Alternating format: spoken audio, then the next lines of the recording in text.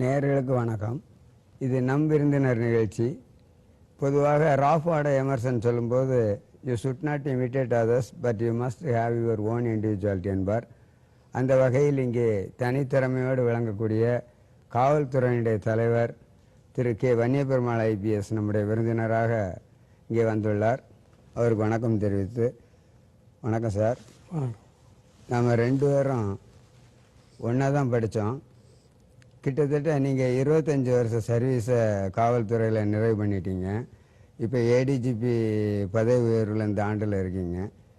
நான் எப்போவெல்லாம் பட்டிமன்றங்கள், கலை, இலக்கியம் இந்த மாதிரியான நிகழ்ச்சிகளில் பங்கேற்கும்போது நீங்கள் அதை பாராட்டுவதற்கு தவறுவதே இல்லை. நம்ம 2 பேரும் 10ஆம் வகுப்பு வரைக்கும் ஒன்றா படித்தோம். 10ஆப்பில் நம்ம 2 பேரும் பிரிஞ்சு போயிட்டோம். அதை பற்றி நீங்கள் என்ன நினைக்கிங்க? துரதிருஷ்டவசமாக நான் அந்த பள்ளியில் முதல் மாணவனாக தேர்ந்தேன். ஓரளவு குறைந்த மதிப்பெண் பெற்றிருந்தால் +2 படித்து நான் ஒருவேளை டாக்டராகவோ ஏதோ ஆகிருப்பேன். ஏன்னா எனக்கு பிடிக்காத ஒரு படிப்பு வந்து கணிதம். அதனால் நான் இன்ஜினியரிங்கே படிக்க வேண்டிய ஒரு சூழ்நிலை வந்துருச்சு. லேட்டராக நான் சிவில் சர்வீஸ் எக்ஸாம் எழுதும்போது ஹியூமானிட்டிஸ் போட்டு தான் எழுதினேன். இல்லை, இப்போ நாங்கள் உங்கள் கூட படிக்கும்போது கிட்டத்தட்ட 170 பேர் மாணவர்கள் இருந்தோம். அதில் கிட்டத்தட்ட ஒரு 26 பேரோ என்னமோ தான் பாஸ் ஆனீங்க. அதில் நீங்கள் ஒரு ஆள். அதுவும் போக அந்த ஸ்கூலில் நம்முடைய பள்ளிக்கூடத்திலே வந்து அரசு ஆண்கள் மேல்நிலைப்பள்ளி புளியங்குடியில் நீங்கள் தான் முதல் மாணவனாக வந்தீங்க. அதை நினச்சி நீங்கள் பெருமைப்பட்டது இல்லையா? மதிப்பெண்கிறது வாழ்க்கையில் ஒரு அளவுகோலே கிடையாது. முதல் மதிப்பெண் மாணவனாக வந்ததுல எனக்கு பெரிய சந்தோஷம் இல்லை. இல்லை, அப்போ வந்து இந்த பேப்பர் இதெல்லாம் இல்லை, உங்களை அப்படியே ரெஃப்ளெக்ட் பண்ணலை. இப்போ ஃபஸ்ட் மார்க் எடுத்திருந்தால் வந்து என்ன செஞ்சுருந்துருப்பாங்க, ரெஃப்ளெக்ட் பண்ணியிருப்பாங்க. அப்போ மீடியாக்களுடைய வருகை கம்மி, அதனால சொல்கிறீங்களா? அப்படி இல்லை, எனக்கு கிராமப்புற சூழ்நிலையில் ஒரு தனித்துவமான ஒரு படிப்பு என்னோட படிப்பு. நான் சிவில் சர்வீஸ் எக்ஸாமில் கூட வரலாறு, தமிழ் லிட்ரேச்சர் தான் போட்டேன். அந்த வருடத்தில் அதிகமான மதிப்பெண் நான் பெற்றோம்னா கிராமப்புறத்தில் எனக்கு அடிப்படையில் 10th வரை கிடைச்ச ஒரு ஸ்ட்ராங்கான ஒரு கல்வி தான் காரணம். அதுக்கு பிறகு நான் தமிழே படிக்கலை. ஆனால் தமிழ் இலக்கியம் தான் நான் வந்து சிவில் சர்வீஸ்க்கு எழுதினேன். நல்ல ஸ்கோரும் கிடைச்சிது. அதை விஷயம் எனக்கு பெருமை தான். நான் வந்து முதல் மாணவன் வந்து ஒரு பெருமை உண்டு. முதல் மாணவனாக தமிழ்நாட்டில் நீங்கள் யூபிஎஸ்சி எக்ஸாமில் தமிழ்நாட்டில் முதல் ஐபிஎஸ் ஆஃபீஸரில் வந்து தமிழ்நாட்டு கேடர் உங்களுக்கு கிடைச்சது. இந்த ட்ரைனிங்கில் நீங்கள் அங்கே போகும்போது அங்கே யாராவது தமிழ்நாட்டுக்காரங்க இருந்தாங்களா? ஹைதராபாத் நீங்கள் ட்ரைனிங் போனீங்க? இல்லை, நான் எங்கள் பேட்சில் நான் ஒருத்தன் தான் இருந்தேன். ஒரே ஆளு தமிழ். அந்த வகையில் எங்களுக்கெல்லாம் ரொம்ப பெருமை சார். இப்போ வந்து நீங்கள் இந்த நீங்கள் வந்து பாலிடெக்னிக் போனீங்க. பாலிடெக்னிக் இருக்கக்கூடிய மாணவர்கள்லாம் இப்போ பாலிடெக்னிக்னா ஏதோ ஒரு நம்ம அதுக்கு அடுத்து நம்ம போக முடியுமோ முடியாதோன்னு நினைக்கக்கூடிய காலகட்டங்களில் நீங்கள் வந்து பாலிடெக்னிக் முடிச்சுட்டு அந்த ஏஎம்ஐ போய் ஈக்குவல் டு டிகிரியாக வாங்கி ஒரு ஐபிஎஸ் ஆஃபீஸர் என்ன செஞ்சீங்க, வந்தீங்க. அது இந்த ஆர்வம், சிவில் சர்வீஸ் எழுதணுங்க ஆர்வம் எப்படி வந்துச்சு உங்களுக்கு? ஆக்சுவலாக கொஞ்சம் என்னோட வாழ்க்கை கொஞ்சம் துரதிர்ஷ்டம். அதாவது நான் 9th ஸ்டாண்டர்ட் படிக்கும்போது ஐஏஎஸ் ஆகணும்னு ஆசைப்பட்டேன். அப்போ இப்போ உள்ள வழிகாட்டுதல் கிடையாது. பாரதியார் சொன்ன மாதிரி கணக்கு பிணக்கு ஆமணக்கு அப்படிங்கிற மாதிரி எனக்கு கணிதத்தில் அவ்வளோ ஈடுபாடு கிடையாது. நான் ஆரம்பத்தில் சொன்ன மாதிரி துரதிர்ஷ்டவசமாக நான் முதல் மதிப்பெண் எடுத்தால அப்போதைய சூழ்நிலையில் பாலிடெக்னிக் சேர்த்து விட்டாங்க. பட் நான் வந்து அப்போ இருந்தே எனக்கு வந்து படிக்கிற காலத்திலே வந்து சிவில் சர்வீஸ் தான் முடிவு பண்ணோம். நாங்கள் 4 பேர் நண்பர்கள் சேர்ந்து ஐஏஎஸ் ஆகணும் அப்படின்னு எக்ஸாம் எழுதணும். அப்போ ஒருத்தர் ஐஏஎஸ் இருக்காரு, செல்வகுமார்னு. பழனிவேல் ராஜன் ஒருத்தர் ஐஆர்எஸ் இருக்காரு. நாங்கள் 4 பேருமே அதுக்கு பிறகு அப்போ வந்து என்னென்னா மிக வந்து கஷ்டப்பட்டது. அதாவது ஒரு எங்களுக்கு தேவை சாதாரண ஒரு டிகிரி, பிஏ டிகிரி. அப்போ கரஸ்பாண்டன்ஸ் பிஏ கிடையாது, டைரெக்டாக நாங்கள் பிஇ போடுற கோட்டாவும் கிடையாது. ஸோ ஒரு வழியில் அதனோட ஏஎம்ஐங்க ரொம்ப டஃப்பான ஒரு படிப்பு. அதை ஒரே அட்டம்ப்ட் கிளியர் பண்ணிவிட்டு அந்த இன்ஜினியரிங்கை தூக்கி தூர போட்டுட்டு 1 second back history and Tamil literature எழுதுனா நல்ல ஸ்கோர் கிடைச்சது. Indian police. நீங்கள் கான்ஃபிடென்ட்டாக இறங்குனீங்க. பெரும்பாலும் வந்து இன்ஜினியரிங் ஃபீல்டில் இருந்து தமிழ் எடுக்க மாட்டாங்க இல்லை, தமிழ் எடுக்க மாட்டாங்க. அதுக்கு அடுத்தது ஹிஸ்ட்ரியும் எடுக்க மாட்டாங்க. ஹிஸ்ட்ரிங்கிறது ஒரு வாஸ்ட் ஏரியா. தமிழ்ங்கிறதும் அதில் என்னமெல்லாம் நான் உங்கள்கிட்ட அடிக்கடி பேசும்போது கூட சொல்லியிருப்பீங்க, சில நேரத்தில் அதுக்கு அர்த்தம் தெரியாமல் இதற்கு வந்து என்னது நீங்களாக ஏதாவது எழுதி கொள்ளவும் வரைக்கும் கொடுத்துருப்பான் இலக்கியத்தில். அதெல்லாம் நீங்கள் சொல்லியிருக்கீங்க.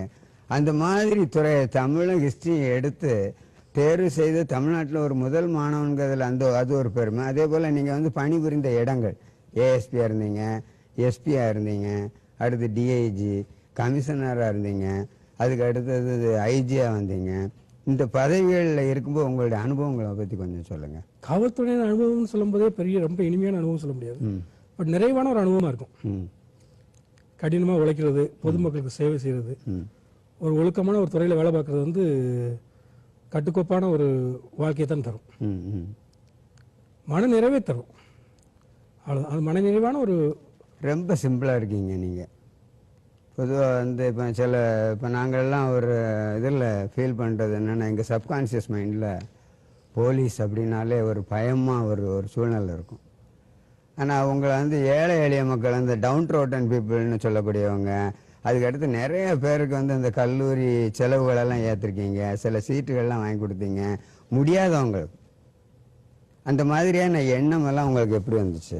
அப்படி இல்லை, நம்ம இறைவன் கொடுத்த ஒரு வாய்ப்பு, அது மற்றவங்களுக்காக பயன்படுத்த, அவ்வளோதான். இப்போ நான் போய் மறுபடி கல்லூரியில் படிக்க முடியுமா? நான் கல்லூரியில் படிக்கிறது ரொம்ப கஷ்டப்பட்டேன், பண வசதிக்காக இல்லை. அப்போ நான் சொன்னேன், முதல்ல அப்போ வாய்ப்புகள் கம்மி. இது நான் சொல்ல முடியாது, இறைவனால் கொடுத்த வாய்ப்பு அவங்க பயன்படுத்தி. ஒரு ஏஎஸ்பியா சொந்த மண்ணில் நீங்கள் வேலை பார்த்தீங்க, அதுக்கு அடுத்தது டெப்டி கமிஷனராக சொந்த மாவட்டத்திலே உங்களுக்கு கிடைச்சது, அதை பற்றி கொஞ்சம் சொல்லுங்கள். அப்போ நான் மன்னார்குடியில் ஏஎஸ்பியாக இருக்கும்போது தென் மாவட்டங்களில் ஒரு பதட்டமான ஒரு சூழ்நிலை நினைவுச்சு. அதுக்கு தற்காலிகமாக நான் வந்து பாதுகாப்பு பணி போயிருந்தேன். அதை பார்த்த உயரதிகாரிகள், நீ இங்கே பணிபுரியலாம் அப்படின்னு அரசாங்கத்துக்கு பரிந்துரை செஞ்சாங்க. அரசாங்கம் யோசிச்சது, சொந்த மாவட்டத்தில் எப்படி சொந்த ஊரில் ஏஎஸ்பியாக இருக்குதுன்னு ஒரு முன்னோட்டமாக தான் என்னை பணியாற்றினாங்க. அது வெற்றிகரமாக அமைஞ்சது. அது வந்து நம்ம வந்து நடுநிலையோட நேர்மையா பாரபட்சமின்றி பணிமாட்டும் போது அது ஒரு பிரச்சனை கிடையாது. சந்தோஷமா இருந்துச்சு, சக்சஸ்ஃபுல்லாக இருந்துச்சு. ஒரு முறை சங்கரங்கோயில் ஏஎஸ்பியாக இருக்கும்போது நீங்கள் புளியங்குடிக்கு ஒரு தடவை வந்தீங்க அம்மாவை பார்க்குறதுக்காக. உங்கள் அம்மாவை பார்த்துட்டு திடீர்னு நானும் அப்போ தற்செயலாக வந்திருக்கும் போது, நம்ம வந்து என்ன செய்யணும், தோட்டத்துக்கு போவோம், வாப்பான்னீங்க. நம்ம 2 பேரும் போனோம். போனதும் இளநீ சாப்பிடணும். நீங்கள் எனக்கு மரம் ஏற தெரியாது, ஆனால் நீங்களே வந்து என்ன செஞ்சீங்க, அந்த ஐபிஎஸ் ஆஃபீஸருங்க கூட மறந்து மேலே மரத்தில் ஏறி, அப்படி இந்த மரம் ஏறக்கூடிய, அந்த தென்னை மரம் ஏறக்கூடிய தன்மையெல்லாம் உங்கள்கிட்ட நிறையா இருந்துச்சு. அதை பற்றி நீங்கள் அந்த விவசாயம் காணல் அப்படி வந்ததா, இல்லை அதிலெல்லாம் ஒரு ஆர்வமா? கிராமப்புறத்தில் வளர்ந்ததில் ஒரு அட்வான்டேஜ் அது. கிராமப்புறத்தில் வளரும்போது, இப்போ வந்து நான் கன்னியாகுமரி எஸ்பியாக இருக்கிறேன், திரு ஜெயச்சந்திரன் ஒருத்தர் இப்போ எஸ்பியாக இருக்காங்க. 2 பேரும் டேம் வந்து நீச்சல் பண்ணி கிராஸ் பண்ணிட்டு திருப்பி வந்தோம். அது கிராமப்புறத்தில் நாங்கள் சின்ன வயசுலேருந்து நீச்சல் பழகின ஒரு அனுபவம் தான். கிராமப்புறத்தில் இருக்கிறவங்க மரம் ஏறுறது, நீச்சல் கற்றுக்கிறது, சைக்கிளில் ரொம்ப தூரம் போகிறது, இதெல்லாம் வந்து பெரிய ஆச்சரியமான ஒரு விஷயமே இல்லை. நீங்கள் கன்னியாகுமரி எஸ்பியாக இருக்கும்போது ஒரு திருமண மண்டபம் அழகாக வந்து கட்டி கொடுத்தீங்க. இது ஒருவேளை நீங்கள் சிவில் இன்ஜினியருங்க தாக்கத்தால் வந்ததா? அப்படி இல்லை, ஒரு காவல்துறையினரில் காவலர்கள் இந்த வகையில் பணிபுரியவங்க ரொம்ப கஷ்டப்படுறாங்க. கஷ்டப்படுறாங்கன்னா, அதாவது பணி சுமைகளால் குடும்பத்தை விட்டு பிரிஞ்சு போகிறாங்க, குழந்தைகளை விட்டு பிரிஞ்சு போகிறாங்க. அதில் வந்து அப்போ வந்து சில ஒரு வெல்ஃபேர் மெஷர் மாதிரி ஏதாவது பண்ண வேண்டியது இருக்குது. அது பண்ணுறது அது கன்னியாகுமரியில். நீங்கள் அப்புறம் இதில் வரும்போது திருநெல்வேலி டிசியாக இருக்கும்போது அந்த காவலர்களுக்குன்னு ஒரு இடம் வாங்கி கொடுத்தீங்க. நான் அப்போ இருந்தேன். அந்த ரோட்டில் அந்த இடம் முடிஞ்ச அந்த பில்டிங்கெல்லாம் கட்டும்போதெல்லாம் அதை பார்வையிடக்காக ரோட்டில் உட்காந்து சாப்பிட்டுட்டு இருப்பீங்க. அதை நான் பார்த்துருக்கேன். அதில் எத்தனை வீடுகள் வரைக்கும் கட்டி கொடுத்தீங்க அங்கே? அது 100க்கு மேலே இருக்கும். இப்போ அது மதிப்பு எங்கேயோ போயிடுச்சு. இதான் நான் சொல்கிறது. அதாவது என்னென்னா, ஒரு நம்மன்னு சொல்ல முடியாது, ஒரு கோஆபரேட்டிவ் சொசைட்டி மாதிரி. பிற்காலத்தில் நிறைய இடங்கள் அது மாதிரி வந்துச்சு. அதான் ஆரம்பத்தில் சொன்னேன், நமக்காக எதுவும் செய்யாமல் மக்களுக்காகவும் தன்னுடைய சக ஊழியர்களுக்காகவும் எதுவும் செய்யும்போது எந்த பிரச்சனையும் வராது. கன்னியாகுமரி எஸ்பியாக இருந்தீங்க. கன்னியாகுமரி எஸ்பியாக இருக்கும்போது எங்கள் மெட்ராஸில் ஒரு இடம் வாங்குறதுக்காக ஐபிஎஸ் ஆஃபீஸர் குவார்ட்டர்ஸ், அதுக்கு நீங்கள் ஒரு சைன் பண்ணணும்ட்டு நான் இப்போ ஒரு 500 சம்பளத்துக்கு வேலை இருந்தேன். எப்போ வா நம்ம 2 பேரும் மெட்ராஸ் போவோம்ட்டு கூப்பிட்டு வந்தீங்க. நீங்கள் நான் ஏதோ ஃப்ளைட்டில் தான் கூப்பிட்டு போகிறவர்களுக்கு ஒரு ஐபிஎஸ் ஆஃபீஸர்னு நினச்சா, கடைசியில் கோயில்பட்டி ரயில்வே ஸ்டேஷனுக்கு போணுச்சு வண்டி. அப்போ அங்கேயாவது அப்போ ஏசி கோச்சில் போகிறோமோன்னு நினச்சா அன்ரிசர்வ்டு கம்பார்ட்மெண்ட்டில் போனோம். விருதுநகரில் அந்த சாதாரணமாக இட்லி தட்டில் ரோட்டில் விற்ற இட்லி வாங்கி என்ன செஞ்சோம், சாப்பிட்டுட்டு போனோம். இதெல்லாம் ரொம்ப இதெல்லாம் யாராலும் நினச்சி பார்க்க முடியாத ஒரு இது. இப்படிப்பட்ட எண்ணமெல்லாம் உங்களுக்கு எப்படி வருது? பொதுவாகவே நம்ம யார்கிட்ட பயிற்சி எடுக்கிறோம், அடிப்படை குணம் இதெல்லாம் சார்ந்ததான் இது. நான் டிஐஜி ஐஜியாக இருக்கும்போதே நாங்கள்லாம் சட்ட ஒழுங்கு பிரச்சனையில் போவோம். முதல்ல என்னோட உயரதிகள் நிறைய பேர் இருக்காங்க, ரொம்ப மதிப்புக்குரியவங்க நிறைய இருக்காங்க. அவங்க எல்லாருமே அப்படித்தான். சில சமயங்கள்லாம் திரு ராதாகிருஷ்ணன் இப்போ டிஜிபியாக இருக்காங்க. நான் விழுப்புரம் டிஐஜியாக இருக்கும்போது சட்ட ஒழுங்கு பிரச்சனையாக பல இடங்களில் இரவு மூலமாக சுற்றும் போது எங்கே சாப்பாடு கிடைச்சாலும் வாங்கி சாப்பிட்டுக்குவோம். காவலர்களோடு உட்காந்து சாப்பிடுவோம், பெட்டிக்கடைகளோடு சாப்பிடுவோம். அது வந்து இயல்பான ஒரு குணம் தான். ஆடம்பரத்தை விரும்பாத ஒரு குணம் மட்டும் இல்லை, உங்கள் பணி அப்படிப்பட்டது. அதனால் அதை நாங்கள் பெருசாக எடுத்துக்கிறது கிடையாது. பொதுவாக காவல்துறையை பற்றி ஒரு அச்சம் நிலவுகிறது. போலீஸ் ஸ்டேஷனுக்கு ஒரு பெட்டிஷன் கொடுக்கறதுனால மக்கள் பயந்து தான் என்ன செய்தாங்க உள்ள வராங்க. அதை பற்றி நீங்கள் என்ன நினைக்கிறீங்க? இது இரு சாரார் சம்மந்தப்பட்டது. அதாவது பொதுமக்கள் மனசில் காவல்துறையை பற்றிய ஒரு எண்ணம் பிரிட்டிஷ் காலத்துலேருந்து இருக்கு. அந்த சிவப்பு கலர் பில்டிங், அந்த காக்கி கலர் யூனிஃபார்ம் பார்த்தாலே ஒரு ஒரு பிரிட்டிஷ் ஏகாதிபத்தியத்தை சேர்ந்த ஒரு இது மாதிரி தோணுது. ஆனால் இப்போ காலம் எவ்வளோ மாறிடுச்சு, எங்கள் அணுகுமுறை ரொம்ப மாறிடுச்சு. காவல்துறையினர் பார்த்தீங்கன்னா மற்ற துறைப்பாடு கிடையாது. இப்போ தினமும் பொதுமக்கள், வழக்கறிஞர்கள், பத்திரிகையாளர்கள், மருத்துவர்கள், நீதிமன்றம், பல்வேறு துறையினர்களை சேர்ந்து பல்வேறு பிரச்சனைகளை சந்திக்க வேண்டியது. புலன் விசாரணை செய்யும் போது குற்றவாளிகளோட தான் அதிகமான பழக்க வழக்கங்கள் இருக்கும். பழக்க வழக்கம்னு சொல்ல முடியாது, சூழ்நிலையில் வாழ வேண்டியிருக்கும். அப்போ நடந்துக்கிற முறைகள்னால கொஞ்சம் மன அழுத்தம் இருக்கும். அந்த அழுத்தத்தோட காவல் நிலையத்துக்கு இருக்கும்போது பொதுமக்கள் வரும்போது பொதுமக்களுக்கு ஒரு வித்தியாசமாக தோணும்போது காவல்துறை ஏன் இப்படி இருக்கிறாங்க அப்படின்னு யோசிப்பாங்க. பட் ஒரு அழுத்தமான ஒரு சூழ்நிலையில் 24 மணி நேரம் வேலைப்பளு, சட்ட ஒழுங்கு, குற்றம் போன்ற போக்குவரத்துக்கு முக்கியமான பணி. ஜீரோ டாலரன்ஸ் சொல்லுவாங்க இல்லையா, அது எங்கேயில் பரவாயில்லன்னா சொல்ல முடியாது. 100% டெலிவர் பண்ணணும். இப்போ அதனால அவங்க ஒரு மன இறுக்கத்தோடு இருக்கும்போது இவங்க வரும்போது அந்த மன இறுக்கமான சூழ்நிலை இருக்கிறதுனால ஒரு இது ஏற்படுகிறது. அதனால காவலர்கள் நம்ம நண்பர்கள் அல்ல அப்படிங்கிற மாதிரி ஒரு எண்ணத்தில் திரும்பி போகிறாங்க. இது காவல்துறையினர் மட்டும் சம்மந்தப்பட்ட ஒரு விஷயம் கிடையாது. இந்திய ராணுவம், இந்திய காவல்துறை மட்டும் இல்லைன்னா நம்ம நாட்டு பாதுகாப்பு, நம்ம சொத்து பாதுகாப்பு, குற்றம், போக்குவரத்து எதுலேயுமே நம்ம நிம்மதியான ஒரு நிலையில் வாழ முடியாது. எனக்கு தெரியும் அவங்க எவ்வளோ கஷ்டப்பட்டு வாழ வைக்கிறாங்க. நானே எவ்வளோ கஷ்டப்பட்டு, நான்லாம் சில சமயங்களில் இரவு நேரத்தில் ரோந்து போகும்போது ரோட்டு ஓரத்தில் நிம்மதியாக தூங்கிட்டு இருக்கும்போது என்னையால முடியாது. ஏன் நாங்கள் நண்பனால உன்னைய பார்த்தே நான் பிராமப்பட்டிருக்கேன். ஆசிரியருங்க முறையில் நீங்கள் இப்போ என்னோட உறவினர்கள் திருமணத்துக்கு ஏதாவது வர முடிஞ்சுதா? வர முடியாது. எங்குமே நாங்கள் எங்கேயுமே விடுமுறை கிடைக்காது. உதாரணம் சொல்லணேன், நான் டிஐஜி வர என் குழந்தை எந்த ஸ்கூலில் படிக்கணும்னு எனக்கு தெரியாது. திடீர்னு கேட்பாங்க, பெரிய பொண்ணு எங்கே படிக்கும், சின்ன பொண்ணு எங்கே படிக்கணும், அப்படியா அப்படிமா, ஏதாவது ஓகே ஏதோ ஸ்கூலில் படிக்கிறாங்க, என்ன ஸ்டாண்டர்ட்னா தெரியுமா அப்படின்னு ஓரளவு தெரியும்னு யோசிப்பேன். அதுக்கு பிறகு தெரிஞ்சிச்சு. இது காவல்துறையை பொறுத்த மட்டும் இது ஒரு சாரா பிரச்சனை. இன்னொரு பக்கம் வந்தானா காவல்துறையினர் ஓரளவு பொதுமக்களை வர்றவங்களை அவங்க மற்ற துறையினர்கள் முடியாதுன்னு சொல்லுவாங்க ஒழிய சில ரஃப்பான அணுகுமுறை இருக்காது.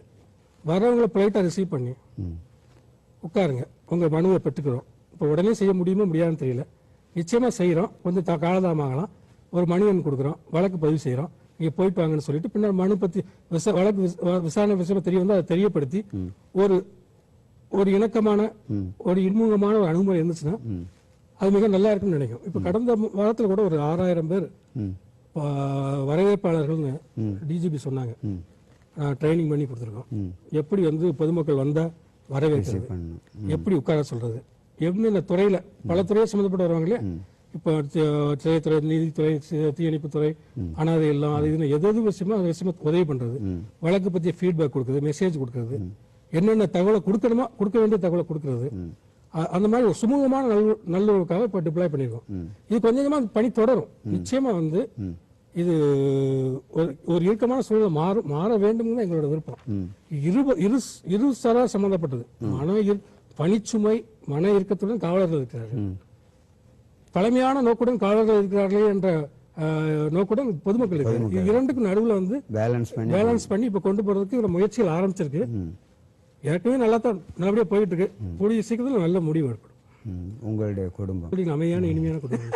நீங்க நெருங்கி இருக்கீங்க. அப்படி இல்லை, நீங்க சொன்ன மக்களுக்கு வந்து என்ன செய்யும்?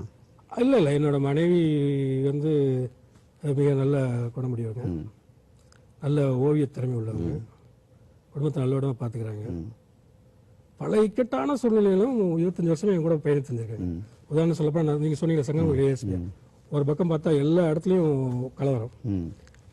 என் வீட்டுல வந்து ஒரே ஒரு சென்ட்ரி இருக்காங்க. அப்ப அவங்க கலவரம் நீங்க தெரியுமில்ல, அந்த ஒரு சென்ட்ரியை கூட நான் எடுத்துக்கிட்டு போயிருப்பேன் அப்படின்னு சொன்னா பரவாயில்ல, எடுத்துட்டு போயிருந்தேன். இந்த மாதிரி ஆயிரக்கணக்கான சூழ்நிலையில தனித்து என்னோட வாழ்க்கையில பயணம் செஞ்சிருக்காங்க. மிக மிக எளிமையான ஒரு ஒரு எதுக்கும் ஆசைப்படாத ஒரு கடின உழைப்பாளி. குழந்தைங்க 2 பேருமே வந்து மிக சிறப்பானவங்க, திறமையானவங்க, அன்பானவங்க, எளிமையானவங்க. குற்றம் வந்து என் மனசு ஒருத்து தேவையான அளவுக்கான டயத்தை வந்து நான் வந்து என்னோட மனைவிக்கோ குழந்தைகளுக்கோ ஒதுக்கலையணும். ஏன்னா என்னையால வந்து மனைவி குழந்தைகளுக்கு வந்து டைம் ஒதுக்கி அவங்களோட அளவி அவங்க கல்வியை பற்றியோ அது அவங்களோட வாழ்க்கையை பற்றியோ இன்பத்தோட பேசுறதுக்கான நேரத்தை நான் ஒதுக்கலையோங்கிற அச்சம் உண்டு. நிச்சயமா ஒதுக்கல. அது எங்களுக்கு பணியோட. நீங்கள் வாங்கிய விருதுகள், மக்கள் கொடுத்த விருது நிறைய இருக்கு, அரசாங்கம் கொடுத்த விருது இருக்கு. அதெல்லாம் ஜனாதிபதி விருதெல்லாம் நீங்க வாங்கினீங்க, அதை பத்தி கேட்க. அது ஒரு மெச்சத்துக்கு பணி செய்யும்போது ஜனாதிபதி வேலை கொடுக்குறது எனக்கு 2009 கொடுத்தாங்க. காவல்துறை, இலக்கியம், இதெல்லாம் எல்லாத்துலேயும் சிறப்பாக இருந்த நீங்கள் விவசாயத்தை பற்றியும் ஒரு புஸ்தகம் போட்டிருந்தீங்க, வேளாண்மையை பற்றி. அதை பற்றி உங்களுடைய கருத்து என்ன? எனக்கு அதில் தனிப்பட்ட ஆர்வம் உண்டு. அதில் ஒரு தனிப்பட்ட ஒரு நுணுக்கத்தை கண்டுபிடிச்சேன். அது பல்கலைக்கழகத்தால் அங்கீகரிக்கப்பட்டு அந்த பாட புத்தகத்தை சிலபஸாக வச்சாங்க. அது சில வயசுல விவசாய கல்வி ரொம்ப பிடிக்கும், மருத்துவ கல்வி பிடிக்கும். அது எனக்கு படிக்கக்கூடிய வாய்ப்பு இல்லாமல் பொறியியல் கல்வி படிச்சதுனால அதில் எனக்கு ரொம்ப ஆர்வம் உண்டு. அதனால அதை பண்ணேன். தற்போதைய கல்வி திட்டம் பற்றி நீங்கள் என்ன நினைக்கிறீங்க? மிக நீண்ட கால கல்வி எனக்கு தோணுது. அடிப்படையில் இப்போ நல்லா இருக்குது. அதாவது முன்னால் வந்து இருந்ததை விட அப் டு சொல்கிறாங்க 8th 10th அதில் வந்து நிறைய இன்னோவேஷன் பண்ணியிருக்கீங்க. குழந்தைகள் வந்து நிறைய தெரிஞ்சுக்கிறாங்க, நிறைய ஆர்வமுடன் குதூகலமுடன் போய் கல்வி இருக்கிறாங்க. உயர்கல்வியில் வந்து ஒரு திருப்தி இல்லை. என்ன காரணம்? இவ்வளவு நீண்ட வருஷம் படிக்கணுமா, இவ்வளவு நீண்ட நேரம் வகுப்பறையில் உட்காரணுமா? பையன் விரும்புறது இல்லை. நீண்ட நேரம் உட்காரணுமா? பையனை விரும்புறது இல்லை. இல்ல வெளிநாடுகள் எல்லாம் சில கல்வி முறைகள் வந்திருக்குது. இயற்கையான வழியில நிறைய ஆசிரமங்கள் எல்லாம் சொல்லி கொடுக்குறாங்க இல்லையா? இயற்கையான வழியில வந்து பாடத்திட்டங்களுக்குன்னு சில நேரம், தொழில் கல்வியை கற்றுக்கிறதுக்கு ஒரு நேரம், விளையாட்டுக்கான நேரம், யோகா பயிற்சிக்கான ஒரு நேரம், நூலக கல்விக்கான ஒரு நேரம், இந்த மாதிரியான நேரங்களை பிரித்து ஒரு கல்வி முறை இருந்தால் நல்லா இருக்கும். இந்த IAS IPS எழுதணும்னு நினைக்காங்க ஆசைப்படக்கூடிய இளைஞர்களுக்கு நீங்கள் சொல்கிறது என்ன? நாங்கள் படிக்கும்போது ரொம்ப கஷ்டமாக இருந்துச்சு. நான் ஏற்கனவே எங்கள் கதையை சொன்னேன். அப்போ வந்து ரொம்ப கஷ்டமாக இருந்துச்சு. இப்போ வந்து அப்போ நான் படிக்கும்போது Mandal commission recommendation, only open competition. தமிழ்நாட்டிலேருந்து ஒரு 2 பேர் 3 பேர் டாப்பில் வருவாங்க. ஒரு IAS, ஒரு IPS, ஒரு அந்த மாதிரி வருவாங்க. டோட்டலாக ஒரு 7-8 பேர் தான் இருப்பாங்க. மற்ற சர்வீஸில் இருப்பாங்க கொஞ்சம். ஆனால் இப்போ வந்து என்னென்னா மண்டல் கமிஷன் ரெக்கமெண்டேஷன் வந்த பிறகு நிறைய பேர் டிசர்விங் தான், ஏன்னா ரொம்ப பிற்படுத்த நிலையில் இருக்காங்க. அதனால் நிறைய பேர் இப்போ பாஸ் பண்ணுறாங்க. ஒன்று. 2வது இப்போ 2 பேப்பர் இருந்தால் 1 பேப்பர் ஆகிட்டு இருக்காங்க. நான் வந்து சிவில் சர்வீஸ் எக்ஸாம் டஃப் எக்ஸாம்னு என்ன சொல்றது இல்லை. பார்க்கல, கேட் எக்ஸாம்லாம் பார்க்கல. சிஸ்டமேட்டிக்காக ப்ரிப்பேர் பண்ணா, சிஸ்டமேட்டிக் அதான் கொஞ்சம் சிவில் சர்வீஸ்ல ஆரம்பிச்சிடலாம், கல்வி வாழ்க்கையில் ஆரம்பிச்சிடல. சிஸ்டமேட்டிக்காக ரெகுலராக நல்ல நண்பரோட சேர்ந்து நல்ல மெட்டீரியல் கிடைச்சி சில மணி துளிகள் சில நாளில் ஒதுக்கி ப்ரிப்பேர் பண்ணா மிக எளிதாக தெரிவு செய்யக்கூடிய ஒரு எக்ஸாம் இது. இது மாதிரி எளிதான எக்ஸாம் எதுவுமே கிடையாது. ஆனால் நான் சொன்ன எல்லாமே இருக்கணும். நான் ஒரு முறை உங்ககிட்ட கேட்கும்போது ஒரு சார்ட் ஒன்று போட்டு கொடுத்தீங்க, ஐஏஎஸ் ஐபிஎஸ்க்கு வந்து எப்படி படிக்கணும்ட்டு. அதாவது நிறைய கான்ஃபிடெண்ட்டாக முதல்ல இறங்குவாங்க. ப்ரிலிமினரி எக்ஸாமுக்கு தரவாக படிப்பான், அது பாஸ் ஆகும், பரிச்சை எழுதிட்டு வந்துடுவான். பாஸ் ஆகுமா ஃபெயில் ஆகுமான்னு நினச்சிட்டு உட்காந்துட்டு இருப்பான், பாஸ் ஆயிரும். அதுக்கு அடுத்தது அது எப்போன்னு தெரியும்னா, அந்த பரீட்சை எழுதி முடித்து அந்த ரிசல்ட் வர்ற வரைக்கும் சும்மா இருப்பான். அடுத்ததான் மெயினுக்கு போவோம்னு ஒரு டயக்ராம் போட்டு கொடுத்தீங்க. அது கண்டினியூட்டி இல்லாமல் வந்து என்னது ஐஏஎஸ்க்கு ப்ரிப்பேர் பண்ணுறது வந்து என்னது அந்த ராங் ஒரு இதுன்னு சொல்லியிருந்தீங்க. அதுக்கடுத்து அதே மாதிரி இன்டர்வியூக்கும் என்னது தே ஷுட் ரெடின்னு வந்து என்ன செஞ்சீங்க சொன்னீங்க. ஒன்ஸ் வந்து அவன் ஐஏஎஸ்க்கு ப்ரிப்பேர் பண்ணோம்னா எல்லா எக்ஸாமுக்கும் ரெடியாக வந்து என்ன செய்யணும், அவன் அந்த கண்டினியூஷன் இருக்கணும்னு சொல்லி வந்து என்ன செஞ்சீங்க சொன்னீங்க. அது இப்போ அந்த மாதிரி ஃபாலோ பண்ணால் ஐஏஎஸ் போயிடுவாங்களா, போக முடியாது? இது வந்து இப்போ என்னோட மெத்தட்னு தனியாக இருந்துச்சு. என்னோட மெத்தட் சொல்லி எனக்கு சில சீனியர்ஸ் சொல்லி கொடுத்தது, நான் வந்து இது பண்ணது. அது காலத்துக்கு தக்க மாறும். இப்போ நாங்கள் எழுதும்போது உள்ள சிலபஸ் வர சில ஆப்ஷன்ஸ் வந்து ரொம்ப ஸ்கோரிங்காக இருக்கும். இப்போ உள்ளது மாறும். பட் இப்போ நான் வந்து ஃபர்ஸ்ட் எடுத்தது மெயின் எக்ஸாம் சிலபஸை முடிச்சுக்குவேன். அதுக்கடுத்து 1 3 பிரிப்பேன். Collection of notes, consultation, revision போடுவேன். என்னோட நோட்ஸ் வந்து எப்பவுமே வந்து நீங்கள் முதல்ல சொன்னீங்களா 10th கூட நான் வந்து நோட்ஸில் நம்ம பார்த்துக்கலாம். எப்பவுமே சொந்தமாக எழுதுவேன். இங்கிலீஷ் லிட்டரேச்சர், தமிழ்லேருந்து, ஹிஸ்ட்ரியிலேருந்து. என்னோட நோட்ஸில் வந்து எப்பவுமே வந்து பஜார் நோட்ஸில் சிவில் சர்வீஸ்னால எழுத மாட்டேன். பல நூலகங்களை வந்து சொந்தமாக தான் எழுதுவேன். அந்த அந்த அந்த இந்த டிஃப்ரென்ஸ் எப்படி காமிக்கிறது, எப்பப்போ என்னென்ன பேப்பர்ஸை ப்ரிப்பேர் பண்ணணும், என்ன மாதிரி ப்ரெசென்ட் பண்ணணும், இதெல்லாம் வந்து ஒரு ஸ்டாண்டர்டாக இருக்குது. அதெல்லாம் ஒழுங்காக ஃபாலோ பண்ண ரொம்ப ஈஸி. பட் இது ரொம்ப முக்கியம். பிளான் ரொம்ப முக்கியம். பிளான் முக்கியம், மோட்டிவேஷன் முக்கியம். ரிவார்டு ரொம்ப ஹெவி, மோட்டிவேஷன் முக்கியம். டெஃபினட்டாக வெளிநாட்டு பயிற்சிக்காக போனீங்க, ஸ்காட்லாந்து யார்டுன்னு சொல்லி கேம்பிரிட்ஜ் யூனிவர்சிட்டிக்கெல்லாம் போனீங்க. அதை பற்றி கொஞ்சம் மக்களுக்கு இல்லை, நல்ல ஒரு நல்ல பயிற்சி. அதாவது காவல்துறையின் செயல்பாடுகள் அங்கே எப்படி இருக்குது அப்படின்னு கற்றுவதற்காக இந்திய அரசாங்கம் அனுப்பியிருந்தாங்க. அவங்க போலீசிங் முறை வந்து கொஞ்சம் வித்தியாசமானது. அவங்க ஜுடிஷியல் முறையும் வித்தியாசமானது, நீதிமன்ற முறையும் வித்தியாசமானது. ஜூரின்னு பொதுமக்களும் தீர்ப்பளிக்கிற மாதிரி. அவங்க போன இன்வெஸ்டிகேஷன் சொல்லணும்னா அது வித்தியாசமானது. அவங்க கிரைம் எனக்கு ரொம்ப பிடிச்சது வந்து, எங்களுக்கு பயிற்சி கொடுக்கும்போது ஆஸ்திரேலியா, இஸ்ரேல், இங்கிலாந்து, ஃப்ரான்ஸ் எல்லா கண்ட்ரியும் சேர்த்து பயிற்சி கொடுத்தாங்க. ஒவ்வொரு கண்ட்ரியிலும் ஒரு நல்ல டெக்னிக் இருக்கும். அல்லது சில சமயம் பார்த்தீங்கன்னா இந்த கிரைம் மேப்பிங்னு ஒன்று, இந்த இடத்துல கிரிமினல்ஸ் இந்த நாளில் இது பண்ணுறாங்க, இந்த சூழ்நிலையில் குற்றம் நடந்திருக்குது, அடுத்து இந்த சூழ்நிலை இந்த இடத்துல நடக்கலாம் அப்படின்னு ஃபோர்காஸ்ட் பண்ணுவாங்க. நிறைய குற்றவாளியை விசாரிக்கிற முறை, அது இது நிறைய விஷயங்கள் சொல்லி கொடுத்தாங்க. தீவிரவாதம் அது இல்லை. அதை வந்து தமிழ்நாடு காவல்துறைக்கு நாங்கள் வந்து படிப்படியாக உபயோகப்படுத்தணும் எண்ணத்தில் செயல்பட்டு வரோம். எங்களை எல்லாமே இப்போ செயல்படுத்திக்கிட்டு இருக்கோம். இன்னும் நீண்ட காலத்தில் தெரிஞ்சுக்கணும். பட் ஒன்று அங்கே படப்பட தெரிஞ்சுக்கிட்டு அவங்களே சொல்கிறாங்க, சட்ட ஒழுங்குன்னு இருக்கு இல்லையா, இப்போ நம்ம இது கும்பமேளா, மகாமகம், இந்த மாதிரி க்ரௌட் அவங்க பார்த்ததில்ல. ஒரு 2000-3000 ஃபுட்பால் க்ரௌடை பார்த்தாலே அவங்களுக்கு பெரிய விஷயம். அதில் சொல்லிட்டாங்க, நீங்கள் உங்கள் சட்ட ஒழுங்கு பாதுகாப்பு இதெல்லாம் வந்து உங்கள்கிட்ட இருந்து நாங்கள் சொல்லிக் கொடுக்க எதுவுமே கிடையாது அப்படின்னு. அது மாதிரி அதாவது நீங்களும் பார்த்து தமிழ்நாட்டில் இவ்வளவு மக்கள் இருக்காங்க, எங்க கொலை கொள்ளை தலைவிர்த்தா ஆடுது. அதெல்லாம் இல்லை, சின்ன கொலை கொள்ளைனாலும் ஊடகங்கள் ஆக்சுவலா வந்து பொதுமக்கள் நிம்மதியா இருந்து நிம்மதியா தூங்கி நிம்மதியா போறாங்க. சென்னையில ஒரு சின்ன பிரச்சனை எவ்வளவு நேரத்துல வந்து போலீஸ் வராங்க, response time, foreign response time கூட நம்ம எங்க ரெஸ்பான்ஸ் டைம் நல்லா தான் இருக்கு. செயல்பாடு மிக நல்லா. நீங்க சொன்ன போலீஸ் அணுகுமுறை வந்து கொஞ்சம் கன்சர்வேட்டிவா இருக்கலாம், பட் செயல்பாடுகள் இதெல்லாம் வந்து ரொம்ப நல்லா இருக்கு. கொஞ்சம் நவீன புலனாய்வு, குற்றவாளிகளுக்கு தண்டனை வாங்கி கொடுக்கறது, பொதுமக்களோட அணுகுமுறை இதெல்லாம் கொண்டு வரணும்னு காவல்துறை இப்போ எல்லாருமே விரும்புகிறோம். காவலர்களும் அதை விரும்புகிறாங்க. கொஞ்சம் கொஞ்சமாக மாற்றிக்கிட்டு இருக்கோம். மாற்றும் போது வந்து நிச்சயமாக வந்து செயல்பாடுகள் தெளிய ஆரம்பிச்சிருச்சு. இன்னும் எல்லாமே தெரியும். நண்பன் என்ற முறையில் என்னை பற்றி என்ன நினைக்கிறீங்க? ஒரு ஆசிரியராக மட்டும் இல்லாமல் ஆசிரியருக்கு பயிற்சி வைக்கிற ஒரு ஆசிரியராக வந்துருக்கீங்க, அது ரொம்ப சந்தோஷம். செகண்ட், எனக்கு தெரிஞ்சு வந்து நானே சொல்லணும், ஆசிரியர்லாம் ரொம்ப பொறாமையாக இருக்கு அப்படின்னு. நிறைய ரெஸ்ட் எடுக்கிறாங்க. ஆனால் 24 மணி நேரமே மாணவர்களை பற்றிய சிந்தனை, பாடத்திட்டத்தை பற்றிய சிந்தனை, எதிர்காலத்தில் வந்து கற்பிக்கக்கூடிய வகையை எப்படி மாற்றலாம் அப்படி யோசிக்கக்கூடிய ஒரு ஆசிரியர்கள், சில ஆசிரியர்கள் நீங்களும் ஒருத்தர். இலக்கியத்துறை அறிவு நான் பார்த்துருக்கேன். நீங்கள் எத்தனையோ பட்டிமன்றம் பண்ணி நான் நிறைய கமெண்ட் அடிச்சிங்க, எக்கச்சக்கமான பட்டிமன்றங்கள், இலக்கியத்துறையான அறிவுகள், அந்த இதெல்லாம் கலந்துக்கிறத பார்த்தா நண்பர்கள் முறையில் ரொம்ப பெருமையாக இருக்குது. அது ஒரு பெரிய சாதனை தான் சொல்லணும். சாதனை தொடர மேலும் வாழ்த்துக்கள். ஆனந்தம்னு ஒரு படத்துக்கு வரிசையில் நின்னோம். நீங்கள் கன்னியாகுமரி எஸ்பி, எனக்கு ரிலீஸ் அன்னைக்கு மெட்ராஸுக்கு வந்து நம்ம 2 பேர் வரிசையில் நின்னோம். நினச்சிருந்து அங்கே ஒரு போலீஸ் நிற்கார் வரிசையை ஒழுங்குபடுத்திட்டு. நீங்கள் சொல்லியிருந்துருக்கலாம், நான் எஸ்பி வந்திருக்கேன், என்னைய கொஞ்சம் முந்தி ஒரு டிக்கெட் வாங்கி கொடுங்கன்னு. ஆனால் நீங்கள் அதில் எதுலேயுமே அந்த ப்ரையாரிட்டி காட்டுறதில்ல. ஒரு இயல்பான அதிகாரியாக கடைசியில் டிக்கெட்டு கிடைக்கல, வெளியில் வந்தோம். இந்த மாதிரியான எண்ணமெல்லாம் உங்களுக்கு எப்படி வந்தது? நம்ம எப்படி இருந்தோம்னு பார்த்துக்க வேண்டியதுதான். இல்லை இப்போ இதே இது நான் ரிட்டையர் ஆன பிறகு அந்த நிலைமை என்ன பதவியில் இருக்கவங்கிறதுனால நம்ம போய் இது பண்ண முடியாது. இப்போ இதே மாதிரி தான் ஒரு இடத்துல எஸ்பியாக இருந்தேன்.